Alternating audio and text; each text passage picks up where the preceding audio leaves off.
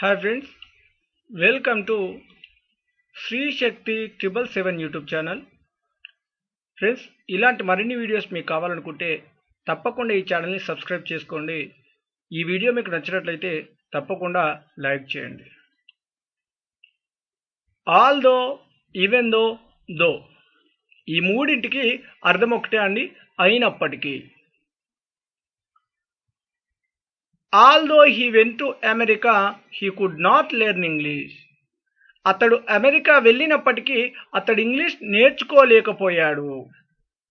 Even though he called me, I did not go.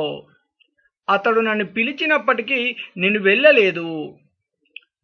Though I came there, you did not meet me. నేను అక్కడికి వచ్చినప్పటికీ మీరు నన్ను కలవలేదు. Although he met me, I had not talked to him. అతడు నన్ను కలిసినప్పటికీ నేను అతనితో మాట్లాడలేదు. ఇలా ఏదైనా ఒక పనిని చేసినప్పటికీ అనే అటువంటి విషయాన్ని తెలియజేయడానికే ఆల్దో, ఈవెన్ దో అనే పదాలను వాడడం జరుగుతుంది. Thanks for watching. Please do like and share.